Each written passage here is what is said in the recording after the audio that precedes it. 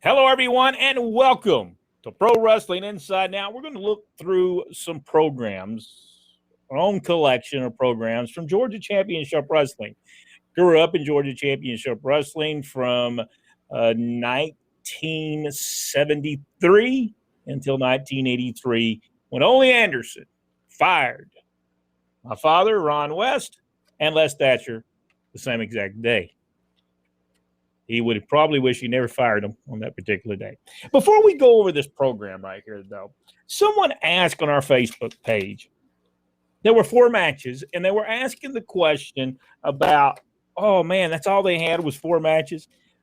But I will tell you, out of the 4 matches, it was still about a 2-hour show. And people said, man, the guys really had to work. Well, they did. On Thursday nights, Rome, Georgia would run at the Memorial Gym, and Athens, Georgia at the J&J Center. They would put about 10 guys on each card. So they had about 20 guys. Now, the territory only had, by the way, Jack's going to translate all what I'm saying later on so you can understand what I said, especially for any northern people.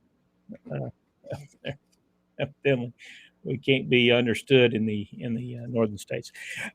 I'm Jack Lord again. Let me change it. While we're talking, let me just go ahead and change my name. Gimmick infringement. Yes, I'm still in it. Let me just show right now. Let me show this card right here. This was in Gainesville, Georgia, and we've showed this before. Let me go big on this and kind of explain this. As you see, there was only 4 matches on the card. 10 guys on this card. Now, people say, well, now how did this go? I mean, guys had to go 30-minute matches.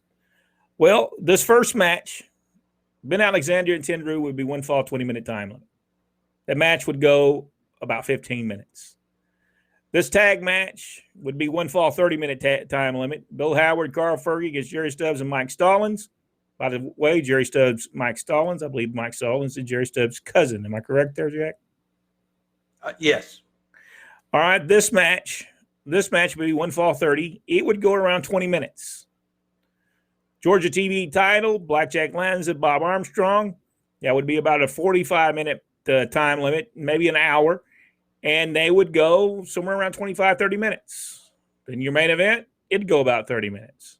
People say, wow, that's some long matches. Well, but they told the stories during the matches. They told a story. This would come out to be about an hour and 45 to a 2-hour show, because in between each one of these matches, and Jack, you know this to be true, even in Columbus, Georgia, there was some time in between each match. Yep. Sometimes 5-10 minutes, sometimes in between each match. I hated that even back then. Do you remember this, Jack? I do. I remember it well. I mean, just keep on. You're thinking, man, is they ever going to come back? I think they were still putting together the finishes. I think that might have been one. Or they were arguing about who's going over. I'm not for sure. But now let's look at this. Now, when you ran Atlanta, now out of these cards right here, now this was Gainesville, Georgia. This was on a Saturday. Gainesville would have ran. Griffin, Georgia would have run. Also, Carrollton, Georgia would have run in 1979. They had 3 shows. So they would get a bunch of local talent to come in and work these shows. People like Ted Allen, Jimmy Powell. Those guys would work on these cards, and they would be the first matches, especially when you were talking about Athens at the J&J Center. Athens J&J Center. You ever been there, Jack? No. It was a nightclub, basically. And I don't know that it held no more than 300 people. If it did, I'm surprised it held 300. It was a little bitty place. It was dark in there as a dungeon inside this building. I mean, it was. I always liked going to Rome, Georgia instead. But I always felt scared, even when I went to the restroom. It was like going into a haunted house or something. It was that dark getting into that. Now, I will tell you, that this building here, the Athens JJ Center, was a whole lot better than Houma, Louisiana, or Laranja, Louisiana, at the Coliseum. That place, you had to actually use the restroom on a concrete slab. That's what it was. And the dressing rooms were so small that you had to be careful when you put your boots on. You wasn't putting your boots on somebody else's feet. That's how close you were in Laranja at the Coliseum. But let's show this right here. This is going to be actually these two shows here, and I'll try to pick both of them up. These shows are together. One of them was on Friday, August 3rd. The other one is Saturday, August 4th. And as you can see, there was talent that wasn't on the other card. So in another town, Ray Candy would have been in another town. So it looks like Killer Cox would have been in another town. Austin Idol, Stan Hansen, Bob Armstrong. So you see that they had enough talent. They could run the two towns, and then on Friday, Atlanta City Auditorium, that's where they would run that. Matches were, back then the matches were longer matches, and the people were into them for the whole time. Richard Hood asked this question, and who had the best venue in Georgia? Who had the best venue? I think Atlanta City Auditorium, Jack. What do you think? Oh, absolutely. Absolutely. Now, Augusta, did you ever go to Augusta to the Bell Auditorium? No, I never did go to Bell. Almost the same exact atmosphere. The building was almost identical to it. They lost in 1979. It was sometime in 1979, maybe June of 1979. Georgia Championship Wrestling lost the Atlanta City Auditorium. They were tearing it down. They had rats so big. I don't think they was rats. They were gophers. They had them so big in there. They didn't even care when you were cheering and clapping. They'd just come out there and just cheer and clap with you. That's how big these gophers were. So they knocked down the Atlanta City Auditorium. Atlanta was never the same. Georgia Championship Wrestling was never the same in Atlanta. They didn't have that venue to run on Friday nights and then once a month run the Omni. And it really hurt it. And the same thing happened in Augusta. The Bell Auditorium, which was still there, but they did it almost like they did the Memorial Auditorium. They put seats in it that, they elevated the whole thing, and it just killed it, and it hurt Augusta, Georgia as well, because those buildings had wrestling in them since the 1950s. Yep. But I'll tell you that Rome, Georgia was a good atmosphere for professional wrestling. Yep. As long as they had the ring line. At some point they took the ring line down, and it just did not have that atmosphere anymore. Did you ever go to a wrestling show in Rome? I did several times before and after the ring light. So yeah, I'll testify to that difference. Yeah. Let's see, Michael Barr, Lawsuit City, Brentford, used the wrong name. Let's see, where was we at? Michael Barr asked the question too, did the same promotion have all those wrestlers? Yes. Georgia Championship Wrestling on Monday nights we run Augusta, Georgia. That was ran by Georgia Championship Wrestling Incorporated, which was owned by Jim Barnett, Bill Watts, Jack and Jerry Briscoe, Paul Jones. There might have been somebody else there that I'm leaving out. Tuesdays was Macon, Georgia, at the Macon Coliseum. That was entirely Fred Ward. Fred Ward actually promoted it. All he did was give a percentage to Georgia. It was called a booking fee. Wednesday was Columbus, Georgia, at the was that the Municipal Auditorium in Columbus? Yes. And in Columbus was Wednesday. That again was Fred Ward. He would promote that. It was his show. He just got a booking fee. Georgia Championship Wrestling got a booking fee for booking the talent in it. Thursdays, it was it was Rome, Georgia for years, and Albany, Georgia for years. Albany, Georgia was at a skating rink for many years on Thursdays. Great atmosphere, was spectacular. Well, they either lost the building or at some point during all this, they said they didn't want wrestling there. I don't know exactly why they lost it, but boy, the crowds were incredible in Albany. They quit running Albany, then they ran Athens at the J&J Center, and then sometimes there was for a while there that Rome, Georgia ran, Albany, Georgia ran, and Athens, Georgia ran. All those three deals, and they would use a lot of local talent at that point in time of the year. Friday was Atlanta at the City Auditorium. Saturday morning they would do television.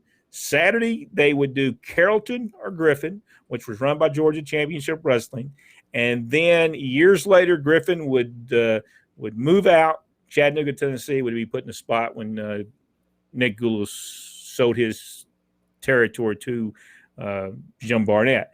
Sundays, Marietta, Georgia, Cobb County Civic Center. Very easy territory. It's a very easy territory. Everybody wanted to work Georgia Championship Wrestling because you had a $65 guarantee back in 1979, 1976. That was pretty good money to work in Atlanta in those days. So, but remember, Georgia Championship Wrestling was drawing some major houses everywhere they went. So wrestlers were making more than $65 by no stretch of imagination. These guys were probably the superstar on this Atlanta show. He was probably making about $400. So that was pretty good money back in 1979. Let's go through this program real quick, and then we'll move on. But here is Dusty Rhodes, Wrestling 2. Together on this program here. Both guys very over. You know what? I may have shoved this program at one point. I believe I did. While we're talking about the $65 though, I did the calculator. That's $240 now. Oh, that's a pretty good payoff. That was a pretty good payoff, but then most guys were making more than that. Georgia was on fire at the time. It's 1979. Georgia was drawing some tremendous houses everywhere we went, and I was selling thousands of programs a week. Thousands. It's making $10 for. I was only 9 years old, but still, I was only making like $10. Dusty Rhodes, Stan Hansen with Gordon Soley. I remember this well. I remember this going on very well. And here is Ric Flair. And I believe this is Ric Flair against Mike Stallings. Ronnie West refereeing. Ric Flair with a lovely young lady. Always styling and profiling. He always did. Here is, I think these are photographs from the Atlanta City Auditorium. I really can't see. Can you see who's in this picture? Because it's over the top of me at this point. Let me see if I can find the.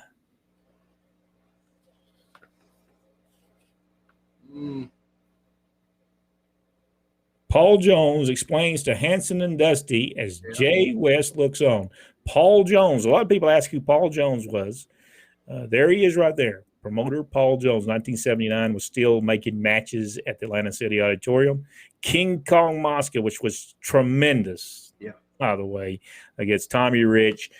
Canadian Lumberjack match going on right there with, I believe it was probably was Wahoo and Dusty Rhodes, I would say, against Koloff and Ole Anderson. It could have been Stan Hansen, because I think this is when Stan Hansen turned. So it could have been Stan Hansen, Dusty Rhodes against Wally McDaniel and Ole Anderson. Ole and Ivan Koloff. I'm pretty sure that's what that was. This is when Tommy Rich. They said the guy's name is Jim Foreman, and there's old Mike Jackson going against Larry Lathan. I would say Mike got a win right there. You think Larry Lathan beat him, or do you think Mike Jackson won that match? There's no telling. No telling. Larry got used a little. He got pushed just enough, to give him some legitimacy, but he didn't win every match by no means. Here we are again. Bobby Heenan, the Brain with Blackjack Lanza, and there he is beating someone up.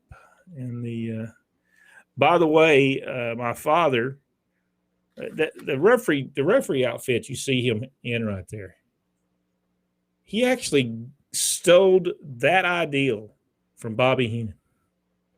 Bobby Heenan would wear those kind of suits to manage in, and he said, "Hey, where are you getting those made at? I think I could referee in those."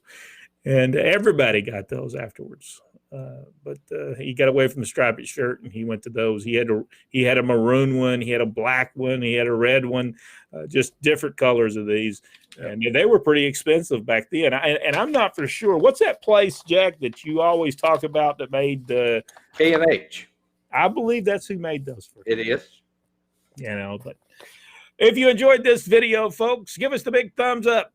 Subscribe to the page. Go one step further. Hit that notification bell and watch the video that's right down below us. Hey, we went through all kinds of programs and stuff, and people are enjoying it. So we'll do more of this. We'll see you on the next video right here on Pro Wrestling Inside Now.